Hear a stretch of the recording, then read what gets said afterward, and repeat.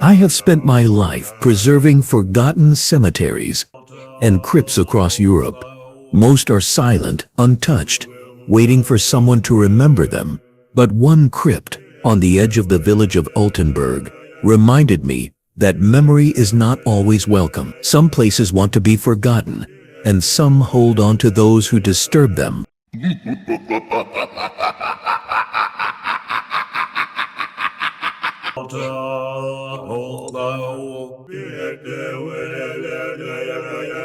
At 11:40 p.m., I entered the crypt with only a flashlight and a notebook.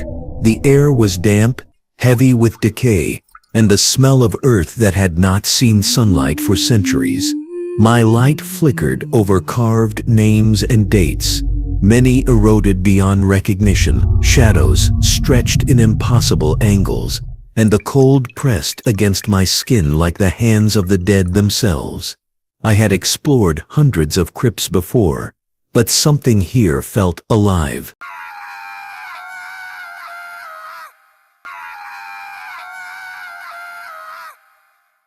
By 12:05 a.m., I had reached the central chamber.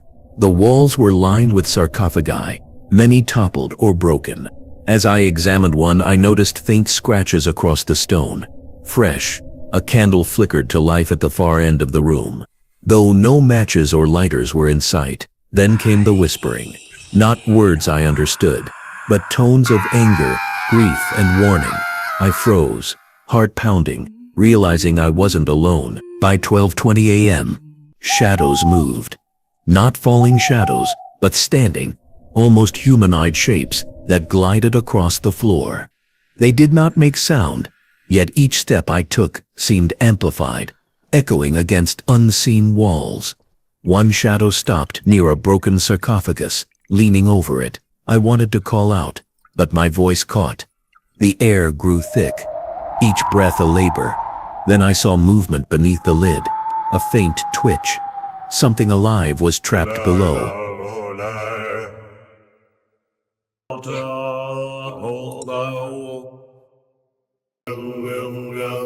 At 12:35 a.m., the sarcophagus lid shifted. Slowly, I could see the outline of a body beneath, pale, contorted as if it had been struggling. My hand trembled as I shone the flashlight directly on it. The shadows recoiled, but the figure inside, it was reaching up. I could feel the cold radiating from it, like ice crawling along my spine. The whispering became pleading. "Do not leave us.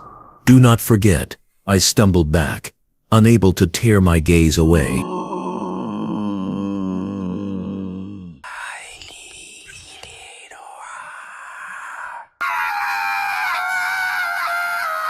By 12:50 a.m., more shapes appeared, not fully formed, but human enough. Faces twisted in anguish, hands reaching out through the mist. I realized these were not spirits wandering freely. They were trapped, tied to this crypt, desperate for attention. My flashlight flickered violently, and one figure reached toward me, its shadow stretching across the walls. I could feel its presence, cold and demanding. The floor beneath me shifted slightly, as though the crypt itself was moving beneath my feet. By 1:05 a.m., the crypt seemed to warp around me. Walls leaned in. Sarcophagi appeared closer than before. The shadows surrounded me, moving against logic, yet without harming me. Then came the scratching from below, louder now, rhythmic, deliberate. I pressed my hand against the floor. It was ice cold, shaking. The whispers became voices I recognized. Names of the dead I had cataloged earlier in my notes. They pleaded, begged, cursed, all at once. At 1:20 a.m., I realized I could not linger. The shadows pressed in, the whispers overwhelming.